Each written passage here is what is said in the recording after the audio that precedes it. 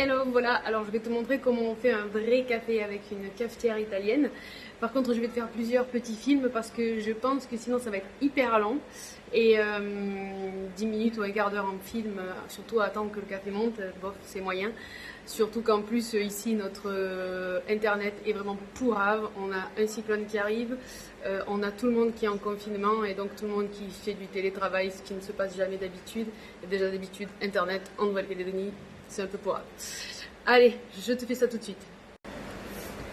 Donc, je prends de l'eau minérale que je passe dans ma brita. C'est essentiel pour faire du très bon café. Ensuite, je remplis, donc ça tu dois le savoir, jusqu'à la soupape de sécurité.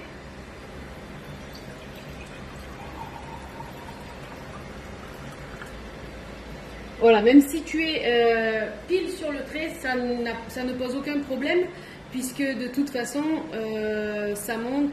C'est juste pour éviter la soupape de sécurité que ça ne brûle le café si tu l'oublies sur le feu. Donc, il n'y a pas de souci, même si tu mets jusqu'au petit trou, ça ne pose aucun problème. Et d'ailleurs, c'est à ce niveau-là qu'il faut le mettre pour avoir la bonne quantité d'eau. Donc j'ai mis le filtre et là je vais mettre la dose de café. Donc moi j'ai cette petite machine là qui en fait me calcule la dose exacte de café, tu vois. Mais tu peux le mettre à la cuillère, il faut que ça soit en haut. Après il y a plusieurs manières de faire. Soit tu fermes comme ça et là tu as le taux de caféine du café qui est marqué, enfin ce qui est marqué sur ton paquet de café. Ou alors tu veux descendre le taux de caféine, augmenter les parfums, augmenter la saveur et augmenter la couleur. À ce moment-là, tu le tasses. Il y a deux écoles. Pour avoir le sucre battu qui va avec, il faut le tasser. Donc là, moi j'ai un pressino café. Mais tu n'es pas obligé de le faire avec ça. Et tu peux prendre un verre et presser avec le verre. L'essentiel étant que une fois que tu l'as pressé, tu vois, moi je vais l'aplatir, il faut que ça soit plat, droit. Il ne faut pas que ça soit penché et qu'il y ait un désaccord au niveau du passage de l'eau. Donc, on presse vraiment, hein. Ça donne ça. Là, en fait, tu passes de 10 bars à 12 bars. La cafetière, elle monte à 12 bars. De ce fait, effectivement, l'eau va être plus chaude, elle va monter plus vite et elle va passer plus vite. On dit qu'elle lave le café et elle va donc moins laver le café que si tu ne l'avais pas tassé. Donc là, maintenant, je ferme. Je vais mettre sur le gaz. Donc là, ça, tu sais faire, hein. Tu mets sur le gaz et j'ouvre. Ok, donc là, j'ouvre.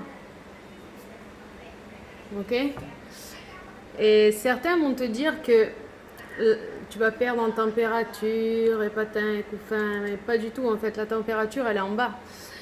Là ce qu'on va faire, c'est qu'on va attendre les premières gouttes du café pour pouvoir la mettre sur le sucre. Je vais te montrer ensuite. Donc là je coupe et puis je te montre la suite. Ok, j'ai mis 2 grosses cuillères à soupe, tu peux mettre même 3 grosses cuillères à soupe de sucre roux.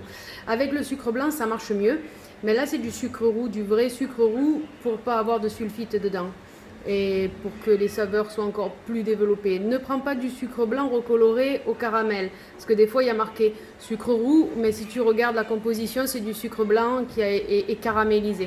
Donc il faut prendre du vrai sucre roux. C'est plus long à travailler, mais c'est bien meilleur pour la santé. Donc on va attendre que le café monte et dès que la première goutte commence à tomber, ça c'est l'extrait de café. On va mettre l'extrait de café, à savoir à peu près une cuillère à café là-dedans et on va commencer à mélanger en laissant ensuite, pendant que le café finit de monter. Voilà. On fermera que quand on aura vu et qu'on se sera servi de cet extrait de café. Donc là, ok, les premières gouttes tombent. Tu enlèves vite du feu et tu vas mettre à peu près une cuillère et demie à café. Tu reposes dessus. Cette fois, tu fermes. Là, je te montre. Attends, je regarde si c'est bien. Donc, tu prends une cuillère à café. Et là, tu te mets à battre. Tu vois que c'est noir. Ça, c'est de l'extrait de café. Il y a très peu de caféine dedans. Il faut battre jusqu'à ce que ça devienne presque blanc. Déjà, là, tu vois, j'ai commencé à tourner, ça se blanchit. Donc là, je le fais avec une cuillère. Mais si tu veux faire le kéké et épater la galerie, tu te mets, comme font certains Italiens, 2 cuillères à l'envers. Et là, ça fait beaucoup de bruit, en fait. L'intérêt, c'est juste le bruit, hein. On est bien d'accord. Il n'y a pas d'autre intérêt. Voilà.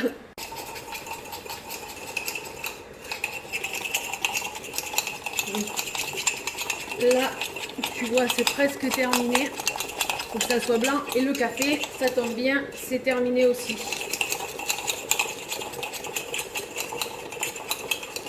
Donc, quand on entend chuchoter comme ça, on l'arrête. Elle finit toute seule. Elle n'a pas besoin de nous pour finir. Elle fait son travail toute seule. Et surtout, elle continue à monter en même temps qu'elle est éteinte. Voilà, c'est presque blanc. Oh, je dois continuer encore un peu. Pour qu'un café, que ta dégustation soit bonne, il faut que tu aies servi ton café dans les 2 minutes et qu'il ait été bu dans les 3 minutes. C'est très important pour les saveurs.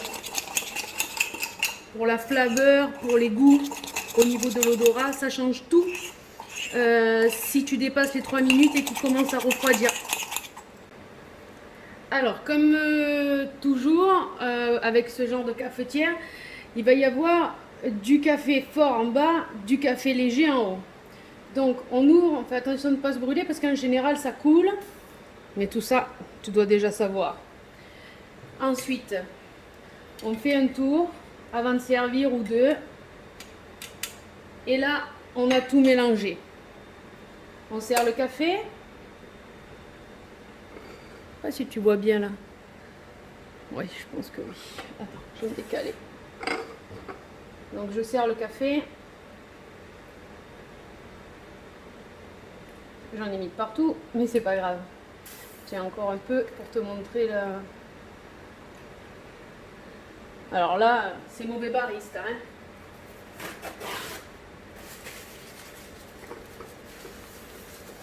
Maintenant, on va voir si mon sucre battu, là, qui tu vois, est devenu blanc, a la bonne consistance et a été assez battu. Donc, je vais en mettre juste un petit peu, une demi-cuillère à café.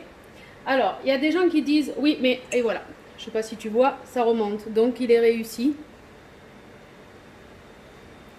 Voilà. Ça va faire une mousse. Donc, certaines personnes te diront, moi, je ne veux pas de sucre dans mon café. Mais là, c'est pas une question de sucre dans le café. C'est mieux si je te le mets là. Voilà.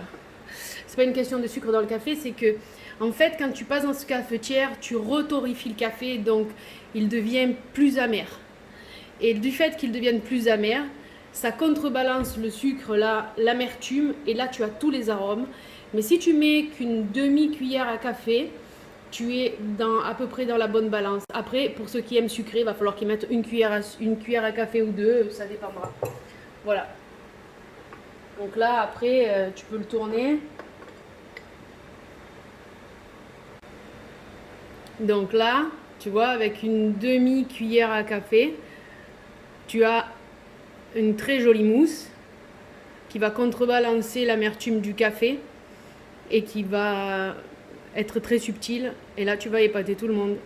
Ça, c'est un vrai café moka avec une vraie mousse moka faite avec du sucre battu comme avec de l'extrait de café.